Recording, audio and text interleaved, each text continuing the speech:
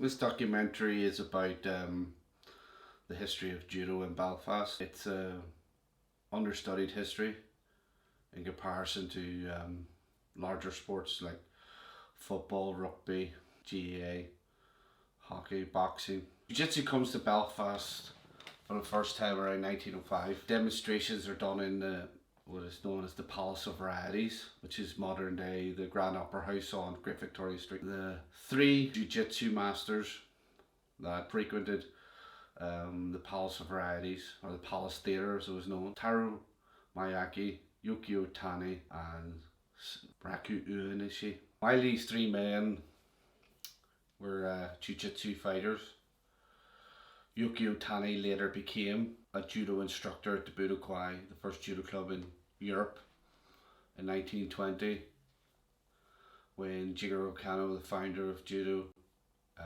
converted Yukio Tani and Gunji Kazumi to judo. When you read the books of the textbook of Jiu-Jitsu or Kano Jiu-Jitsu, or many other of these Jiu-Jitsu books were released in the early 20th century, is judo Jiu-Jitsu? On the face of it, it actually does not look like it is. Jiu-Jitsu is actually judo. Is that these Jiu-Jitsu people become judo people eventually, and that's what seems to become, as in when Kano sent many men across the world to promote judo in England, Brazil, America, and elsewhere. What has this got to do with Belfast? These men did not come to Belfast to demonstrate Jiu-Jitsu, not even on one occasion, on at least 20 plus occasions. Inishi would fight Miyake, Miyake would fight Tani. They may not have been there all three at the same time, but there have been two of the three in Belfast at some point. An interesting point is that Raku actually had his wife, as it says in the advertisement, being able to say this Gentile woman will demonstrate how to throw growing men. Her name was Miss Moto. These men are part of a growing movement known as physical culturists. Music hall, it's a crossover between the two.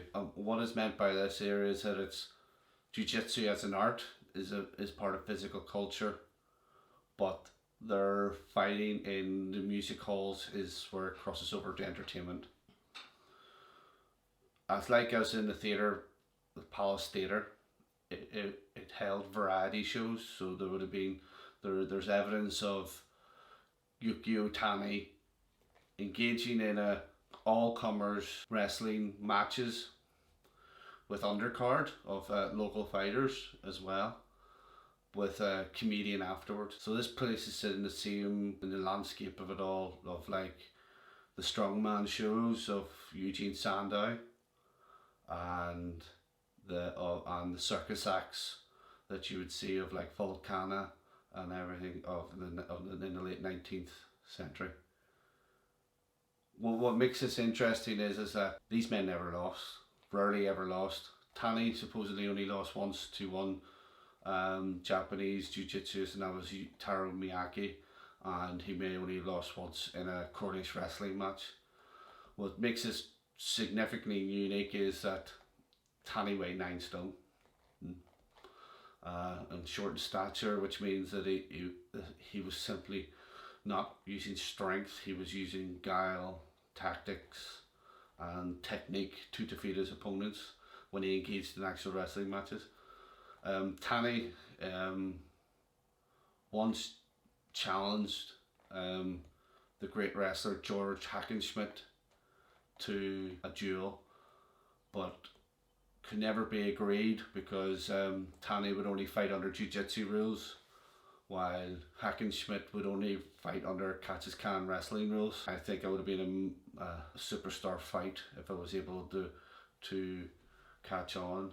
You know, you get thoughts of like the early UFC of contrasting styles fighting each other and how interesting that would be. The popularity of Jiu-Jitsu quickly catches on in Belfast, because in 1906 the Ulster Jiu-Jitsu Championships is held in the YMCA in Belfast. It's won by a Rasharkin man known as William Stuart Smith. We have a picture of him in his judo or jiu-jitsu suit.